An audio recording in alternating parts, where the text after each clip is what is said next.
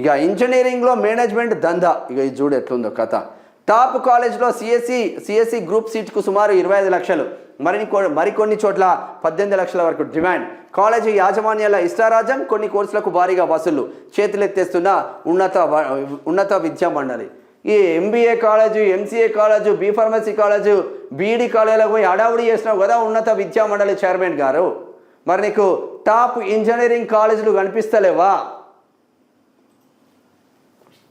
రాష్ట్రంలో పలు engineering college యాజమాన్యాలు ఇష్టారాజ్యంగా వ్యవహరిస్తున్నాయి. డబ్బులు ఎవరు ఎక్కువ ఇస్తే వారికే మేనేజ్మెంట్ కోటా సీట్లను భర్తీ చేస్తున్నాయి. త్వరలోనే బీటెక్ అడ్మిషన్ల ప్రక్రియ ప్రారంభం కానుండడంతో ఈ దందా జోరందుకుంది. రాష్ట్రంలో 157 ప్రైవేట్ ఇంజనీరింగ్ కాలేజీలు ఉండగా వాటిలో దాదాపు 1,00,000 వరకు సీట్లు ఉన్నాయి.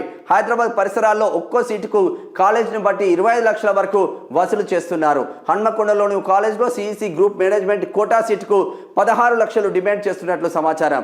దీనిని బట్టి పరిస్థితి ఏ విధంగా ఉందో అర్థం చేసుకోవచ్చు.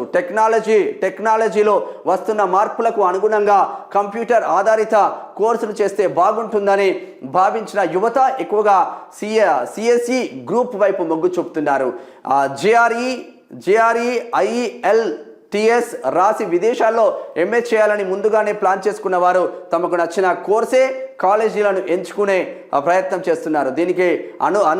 దీనికి అదునుగా భావించిన ప్రైవేట్ టాప్ కాలేజీలు ఇష్టారాజ్యంగా మేనేజ్మెంట్ సీట్లను అమ్ముకుంటున్నారు.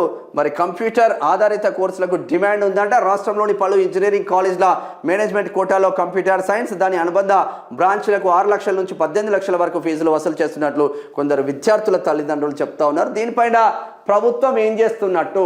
విద్యాశాఖ ముఖ్యమంత్రి రేవంత్ రెడ్డి దగ్గరనే ఉంది కదా, మరి విద్యాశాఖ మీ దగ్గరనే పెట్టుకొని ఇంత పెద్ద ఎత్తున దందా జరుగుతుంటే కూడా మీరు ఏం చేయలేకపోతున్నారు? ఉన్నత విద్యా మండలి ఏం చేస్తూ ఉన్నది?